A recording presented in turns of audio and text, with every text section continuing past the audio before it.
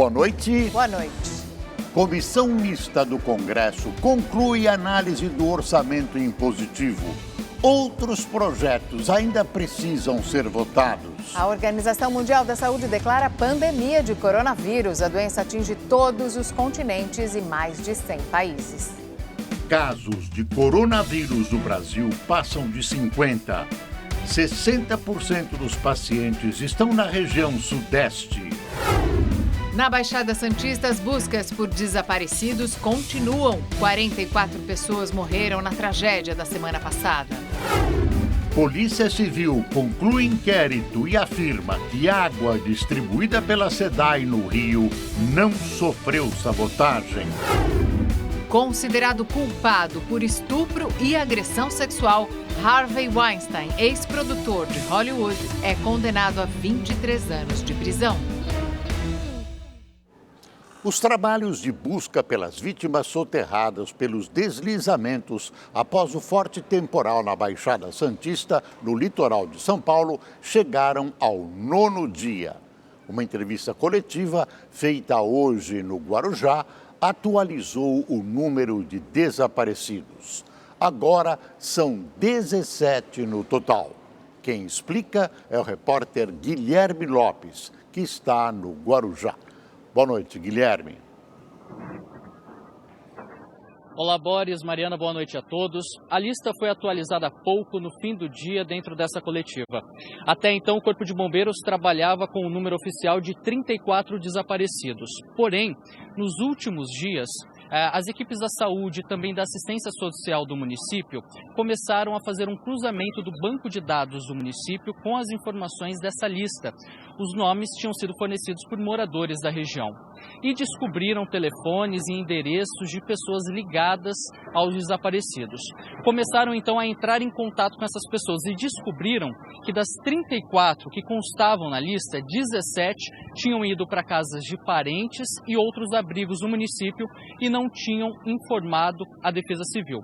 Então, a partir de agora, o Corpo de Bombeiros, que trabalha minuciosamente aqui na barreira João Guarda, bem atrás de mim, a gente pode perceber as máquinas também estão auxiliando nesse trabalho, trabalham com a informação com o nome de 17 pessoas. Até agora, 44 pessoas morreram na Baixada Santista, 33 só aqui no Guarujá. E ainda entre esses desaparecidos, de acordo com a Defesa Civil, são 9 homens, 8 mulheres e nenhuma criança. A gente passou o dia aqui no Guarujá acompanhando esse trabalho minucioso e a gente conta agora na reportagem como tem sido essa rotina difícil para os moradores e para os homens que trabalham aqui na barreira João Guarda. Acompanhem. O trabalho dos bombeiros entrou no 9º dia. Indianara morava no Morro do Macaco Molhado, com a filha de 1 ano. Elas estavam em casa na madrugada do deslizamento. Ela perdeu tudo e agora está vivendo no abrigo da prefeitura. Nem tenho vontade, de voltar lá, Perdi tudo, A única coisa que eu não perdi foi minha filha, Na barreira do João Guarda, local onde os bombeiros concentram as buscas, 9 casas que estavam interditadas foram demolidas. Os moradores passaram o dia tentando recuperar portas, janelas e o que mais sobrou das moradias. Walter levou nas costas o que dava. A gente só está desmontando, levando o que dá para... o que dá para aproveitar, No Guarujá, 477 casas permanecem interditadas por causa dos riscos. 92 só na barreira do João Guarda. A Daniela morava na encosta do morro com o marido e os 3 filhos. A mais nova é Yasmin, de 1 ano e 4 meses. A família saiu de casa a tempo. Ela e outros moradores estão em busca do cadastro para ter acesso ao aluguel social, que ainda não foi liberado. Estou aguardando resposta, vim para cá hoje mais cedo para ver o que o pessoal está... Nós estamos se ajudando, tentando se ajudar no grupo, onde um informa para o outro, onde tem casa, mas falta dinheiro, falta o auxílio para a gente poder alugar casa. Na manhã de hoje, técnicos da Defesa Civil continuaram vistoriando as moradias no morro. Inicialmente foram realizadas as vistorias com a remoção imediata das pessoas face ao problema que aconteceu, a chuva e os grandes escorregamentos.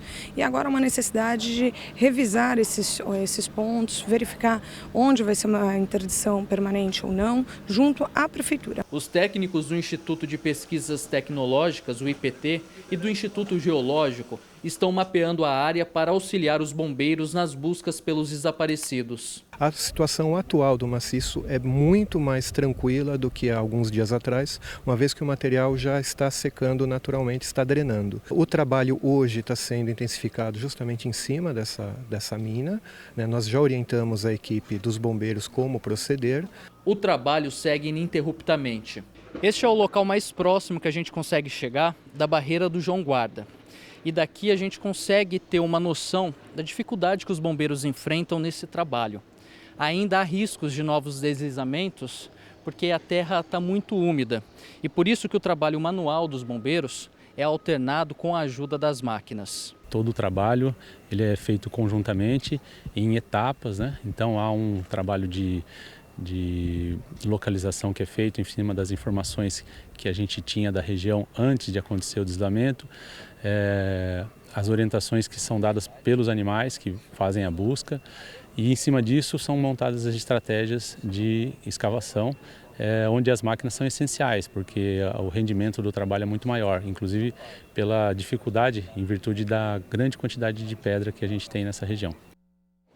Será que ninguém no poder público tem responsabilidade por essa tragédia e outras semelhantes por permitir construções em lugares perigosos? Será que tudo isso vai, de novo, passar em brancas nuvens? E o Ministério da Saúde atualizou o número de casos confirmados de coronavírus aqui no Brasil. 52 pessoas estão infectadas no nosso país. O ministro Luiz Henrique Mandetta esteve na Comissão Geral do Congresso para debater o combate ao Covid-19.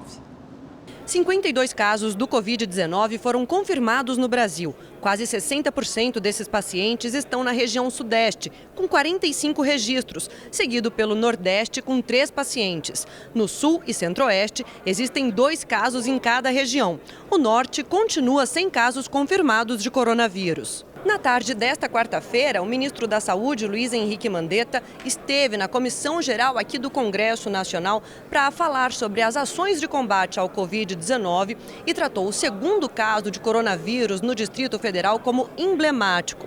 Este novo caso confirmado da doença é justamente o marido da paciente registrada como a primeira infectada. Como ele se recusou a fazer os testes, a Justiça determinou a realização dos exames e também o isolamento. Confirma-se o caso da paciente com várias comorbidades, várias doenças associadas, vai para o hospital e evolui para uma forma grave de pneumonia. E o marido se recusa a permanecer em isolamento, circula dentro do hospital, se recusa a fazer o exame, ao ponto de ter que se pedir ordem judicial. Se nós formos para esse quadro, com esse tipo de comportamento, será muito difícil não termos curvas de ângulo muito agudo. Conforme anunciado na semana passada, Mandetta assinou 2 portarias relacionadas ao coronavírus. Uma delas trata das recomendações de isolamento domiciliar. A outra determina o processo de quarentena. E anunciou também a ampliação de postos de saúde pelo país, que passará de 1.500 para 6.700 unidades. Um impacto de quase R$1 bilhão do orçamento da pasta. Haverá ainda a criação de um conselho interministerial. Peço o recurso, que é para a gente, a partir de semana que vem, com os postos irem gradativamente ficando abertos, que daí a população sabe. Olha, eu tenho esse posto aqui que está aberto das 6 da manhã até as 10 da noite, eu estou tranquilo, eu posso procurar. A grande maioria, caso leve, 90%. Reforço das atenções, ampliação de saúde na hora, nós vamos fazer o chamamento de 5.000 médicos, eles vão para a atenção básica, isso melhora, acho que melhora, aumenta um pouco a força de trabalho. Depois do debate, o ministro também explicou o aumento do número de casos no Brasil. Vírus é muito mais imunidade do que clima. Se você não tem imunidade, você passa a ter uma sociedade que pode ter uma espiral de casos. E comentou a decisão da Organização Mundial da Saúde de declarar o coronavírus como pandemia. Agora, pelo menos, todo mundo já sabe que é uma pandemia e que o vírus está circulando globalmente. Durante a sessão de debate com o ministro da Saúde, o presidente da Câmara, Rodrigo Maia, anunciou que haverá restrição à circulação de pessoas na casa por causa do coronavírus. Segundo Maia, será divulgada uma portaria com as regras de circulação. E o Congresso Nacional derrubou o veto do presidente Jair Bolsonaro ao projeto de lei que aumenta o valor do limite da renda para concessão do benefício de prestação continuada, o BPC. Atualmente, esse benefício é pago a idosos com mais de 65 anos ou a pessoas com deficiência que tenham uma renda familiar por pessoa de até 1/4 de um salário mínimo. Com a derrubada do veto, o limite da renda passa a ser o dobro, ou seja, de meio salário mínimo por pessoa. Com isso, mais pessoas terão direito a receber esse benefício no valor de um salário. O governo estima que a mudança vai provocar um gasto extra anual de 20 bilhões de reais. A proposta, apresentada em 1996 no Senado, segue agora para promulgação. Os idosos certamente merecem esse dinheirinho, mas o país atravessa uma crise econômica, herança dos governos do PT, e precisa conter gastos. O presidente e o Congresso não se entendem, especialmente na questão da divisão do dinheiro. E o Congresso, rejeitando esse veto, cria uma despesa de cerca de 20 bilhões de reais. Quem perde é a população, que vai ser prejudicada pela falta de verbas. Infelizmente, está faltando um mínimo de consciência para que se pense no país e não apenas nos próprios narizes. A Comissão Mista de Orçamento do Congresso aprovou os projetos de lei que regulamentam o orçamento impositivo. Com isso, o valor a ser destinado pelo relator da proposta diminui de 30 para 15 bilhões de reais. As propostas ainda precisam ser aprovadas pelo plenário. A Comissão Mista de Orçamento aprovou os 3 projetos enviados pelo governo. Eles determinam regras para a aplicação das emendas parlamentares impositivas, que são a fatia do orçamento que tem a destinação definida pelos parlamentares e obrigatoriamente paga pelo governo. A parte mais polêmica tratava das emendas indicadas pelo relator do orçamento. Ele só poderá decidir a ordem de execução e os beneficiários do montante que for acrescido pelo Congresso às iniciativas já previstas pelo Executivo. Com isso, dos 30 bilhões que ficariam na mão do relator, agora ficarão cerca de 15 bilhões. Existem acréscimos na saúde, existem acréscimos na educação, existem acréscimos no desenvolvimento regional e em diversos ministérios, praticamente todos. Essa indicação não será feita pelo relator, essa indicação será feita pelo Congresso. Então, meu papel é instrumental nisso. Mesmo com valor reduzido, a autonomia do relator ainda foi muito criticada por uma parte dos parlamentares. Eles avaliam a medida como uma concentração de poder, o que pode beneficiar determinados grupos. Uma parte da resistência à proposta foi estimulada pelo próprio presidente Jair Bolsonaro, que encaminhou os projetos de lei ao Congresso. Bolsonaro trabalhou nos bastidores e chegou a pedir publicamente a rejeição dos textos. Motivado por essas manifestações, antes da votação, um grupo de parlamentares chegou a levar uma carta ao Palácio do Planalto pedindo que ele retirasse os projetos, já que essa iniciativa só poderia ser tomada pelo próprio presidente. Se o próprio presidente da República manifestou que é ideal que os parlamentares derrotem esse PLN, encaminhado por ele próprio, o senhor presidente da República tem a prerrogativa, a possibilidade de, utilizando o regimento comum da Casa, pedir a retirada do PLN 4. Mesmo com a aprovação, o presidente Jair Bolsonaro ainda pode tomar medidas para evitar que os projetos entrem em vigor. No entanto, uma atitude dessa significaria romper o acordo feito com o Congresso para que os vetos ao orçamento impositivo não fossem derrubados. Como a relação entre o Executivo e o Legislativo já anda abalada, uma medida assim poderia agravar a situação. E no fim da tarde de ontem, o ministro da Economia, Paulo Guedes, enviou um ofício para os presidentes da Câmara e do Senado pedindo a aprovação de 19 pautas prioritárias da agenda econômica. Entre as propostas estão a privatização da Eletrobras, os novos marcos legais de gás, do setor elétrico, de concessões e a proposta de emenda à Constituição do Pacto Federativo.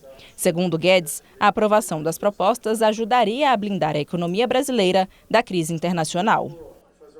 E agora vamos com Amanda Klein no quadro É Política. Boa noite, Amanda. Oi, Mariana. Boa noite, Boris. Boa noite a todos. A classe política parece que não está levando a sério a pandemia de coronavírus e o efeito sobre a economia.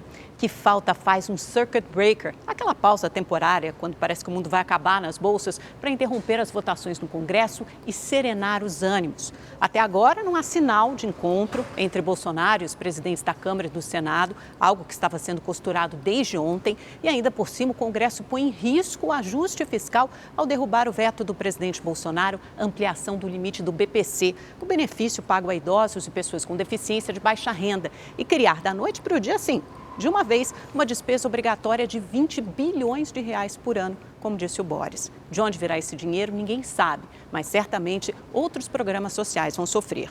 Algumas constatações importantes aí. Primeiro, o governo está desorganizado. Até hoje não tem base aliada e dificilmente vai conseguir aprovar reformas econômicas nesse clima. E ainda pode tomar mais bolada nas costas. Essa noite mesmo tem uma fila de vetos para serem apreciados pelos parlamentares. 2, a relação entre executivo e legislativo piorou muito nas últimas semanas por causa da divisão dos 30 bilhões do orçamento impositivo. A votação desse tema em plenário deve ficar para a semana que vem.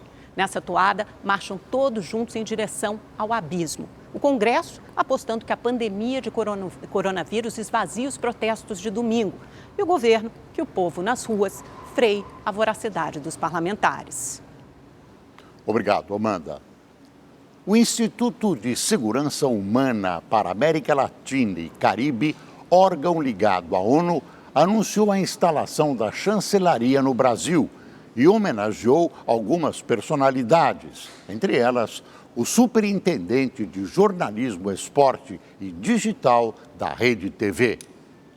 Franz Vassek recebeu o prêmio da Segurança Humana pelo trabalho como executivo de jornalismo e pelas coberturas como correspondente de guerra. O jornalista se destacou pelas reportagens de importantes acontecimentos da história recente, como a Primavera Árabe, terremoto no Haiti e conflitos na Crimeia e na Líbia. O confronto recomeçou. Por mais de 10 minutos ficamos no meio do fogo cruzado. A gente não sabe exatamente o que vai acontecer daqui para frente. E pela cobertura dos desastres nucleares de Fukushima e Chernobyl. Nós agora vamos entrar neste ônibus rumo ao desconhecido. Chernobyl a 150 quilômetros. Eu fiquei muito feliz, orgulhoso, divido esse prêmio que hoje recebo. É uma homenagem à minha trajetória como correspondente, como jornalista e também como superintendente de jornalismo, esportes e digital da Rede TV. Então é um prêmio que eu partilho aí com todo mundo, com toda a equipe da nossa emissora, esperando realmente que eu possa, de uma maneira, e que nós jornalistas possamos contribuir para um futuro melhor. Outros homenageados foram as voluntárias sociais da Bahia, que desenvolvem ações na área da saúde, e um grupo varejista de supermercados, que através de um instituto sem fins lucrativos, tem promovido iniciativas de inclusão e enfrentamento das desigualdades. É uma série de ações que a gente faz para ter certeza que nós estamos trabalhando dentro dos princípios de sustentabilidade, dentro dos princípios dos ODS, que eu acho que é muito importante para um mundo melhor. Após 20 anos de atividades no Brasil, o Instituto de Segurança Humana oficializou a instalação da chancelaria, um departamento para fortalecer as relações internacionais. E a chancelaria, ela abre o nosso trabalho para o mundo diplomático. Está aqui a presença do Thomas, que reforça muito isso que a gente está fazendo em toda a América Latina.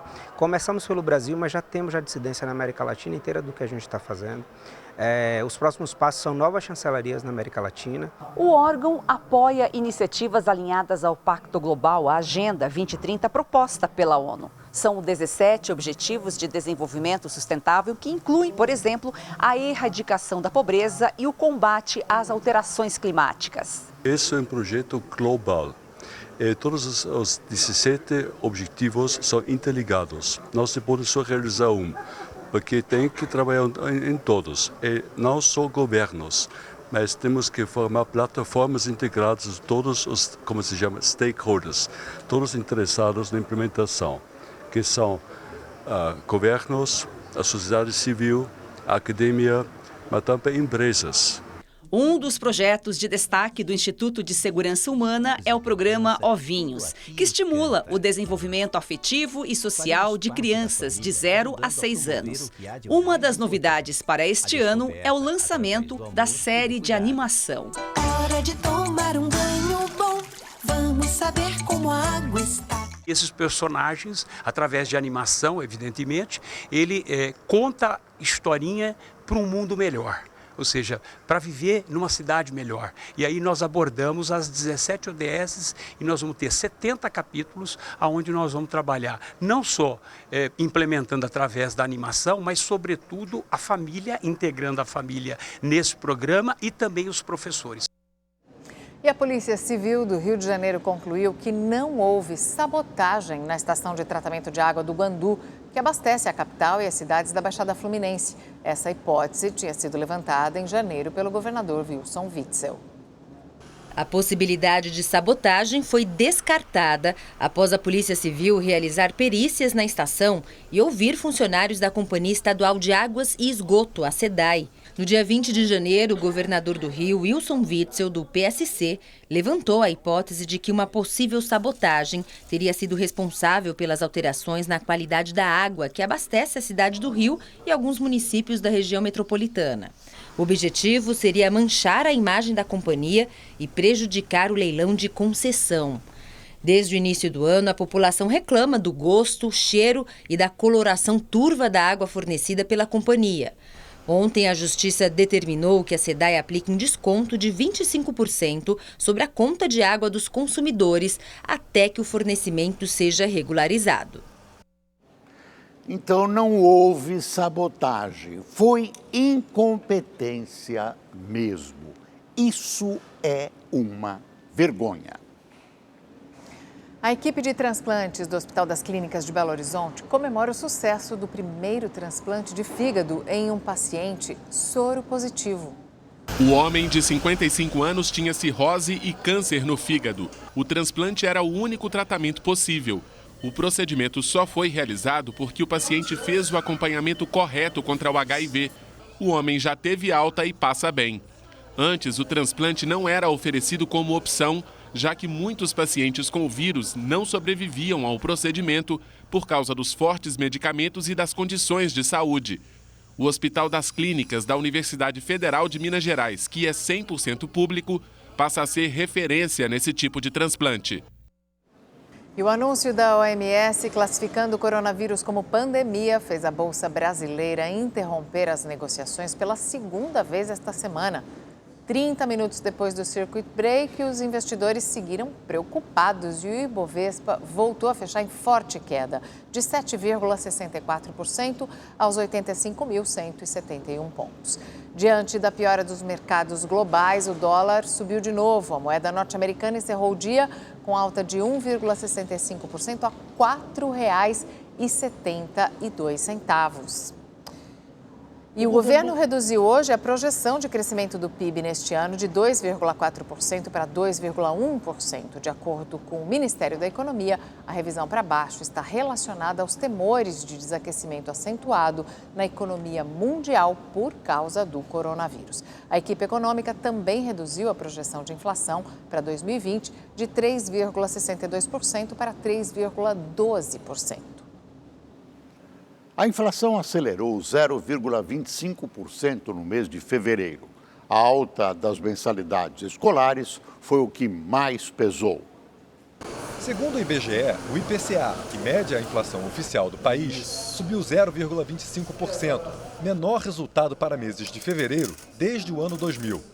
Entre 5 setores que tiveram alta, o maior foi na educação.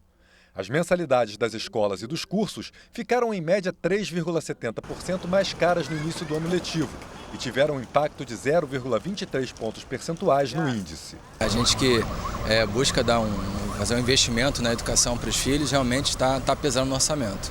Já o grupo de alimentação e bebidas desacelerou para 0,11%, mas comer fora de casa ficou 0,22% mais caro.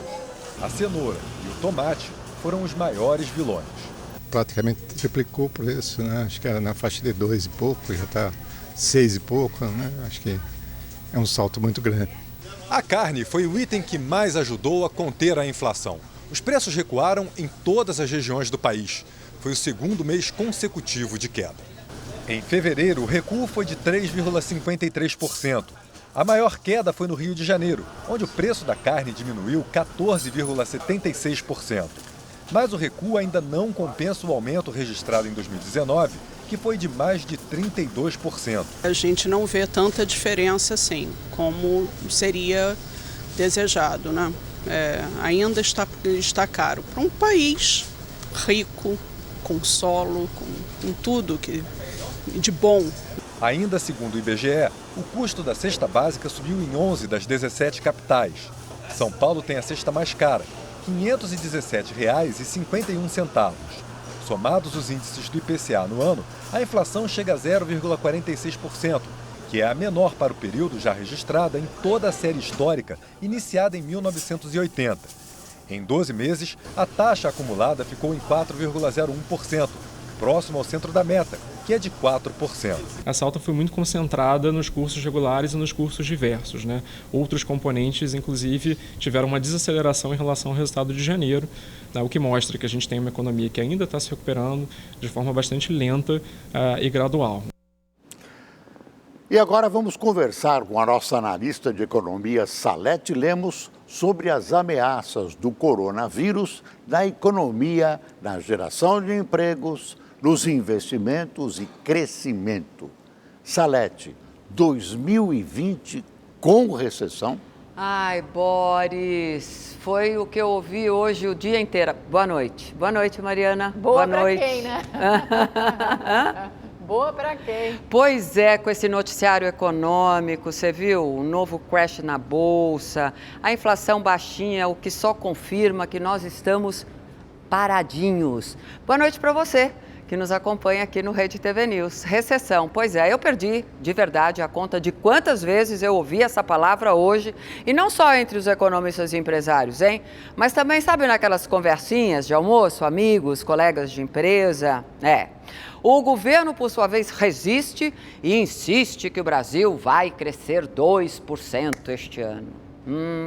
Não vai, gente. Essa é uma projeção de crescimento que o mundo real desautoriza daqui até a China, tá? A verdade é essa, ou seja, nenhuma chance. Neste ano, se nós fecharmos ali no 0 a 0, vamos comemorar. A única certeza é que sem as medidas urgentes do governo, numa lista que foi até apresentada pelo ministro Paulo Guedes da Economia, você viu no nosso noticiário, sem governo apoiado pelo Congresso e pela sociedade, nós vamos estar cavando um buraco cada vez mais profundo. A inflação, você viu, é o menor, como eu disse, dos últimos 20 anos, portanto, confirma a paralisia que toma conta da nossa economia. E do outro lado, né, convulsões do mercado financeiro. E aí é o seguinte, se você também está puxando os cabelos, se acalma. Se acalma, deixa tudo como está para você não realizar os prejuízos. E calma, porque olha, as crises são cíclicas e elas mostram que a recuperação é uma questão de tempo. Está na história. Ponto. Final. Pronto, se repete. Obrigada, Salete. Obrigada, boa noite. No Rio de Janeiro, 6 pessoas foram presas acusadas de integrar uma milícia envolvida em construções ilegais de condomínios em Jacarepaguá, zona oeste da cidade. Entre os presos está um capitão da PM. Segundo o Ministério Público, as casas eram vendidas por até R$190 mil e o grupo também é acusado de extorsão. Milícias e outras organizações criminosas só fazem crescer no Brasil infiltrando-se em áreas importantes do país, inclusive na política. Não é fácil, este governo está tentando, mas é preciso, ao menos, controlar esses bandidos. Está tudo dominado. Um homem foi preso após tentar matar a ex-mulher em Nova Iguaçu, na Baixada Fluminense. Ele chegou a ligar para o irmão da vítima e confessou o crime. Pedro Martinho da Silva foi preso na manhã de hoje. No dia 29 de fevereiro, ele atacou a ex-mulher, Eli Nascimento Areias, com um caco de vidro. A vítima foi atingida na cabeça, no pescoço e no peito. Depois, Pedro ligou para o cunhado e confessou o crime. Deu ruim. Matei ele. Matei. Teve jeito. Então, você é a primeira pessoa que eu estou te falando que você é meu mano. Se não matei, está morrendo. Já morreu. A vítima está internada e o quadro de saúde dela é estável. A Justiça do Rio de Janeiro suspendeu as investigações contra o senador Flávio Bolsonaro no processo das chamadas rachadinhas na Assembleia Legislativa do Rio. A defesa de Flávio questionou o andamento do caso em primeira instância e pede que o senador seja investigado pela segunda instância do Ministério Público. A decisão é da desembargadora Suimei Cavalieri, da Terceira Câmara Criminal. Agora, outros desembargadores deverão analisar esse assunto e, até que isso aconteça, todas as investigações ficarão suspensas. A Universidade de São Paulo anunciou hoje a suspensão das aulas do curso de Geografia na Faculdade de Filosofias Humanas ou de Filosofia, Letras e Ciências Humanas, após um aluno informar que está com o coronavírus.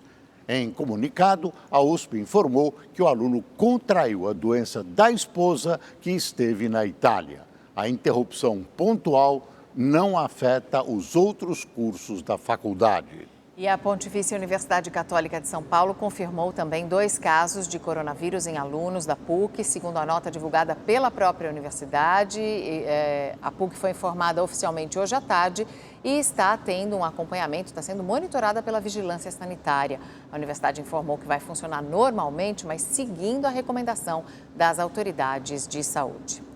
E o Hospital Israelita Albert Einstein também confirmou agora há pouco 16 novos casos de pacientes infectados pelo coronavírus. Apesar da informação do hospital, o Ministério da Saúde ainda não computou esses números.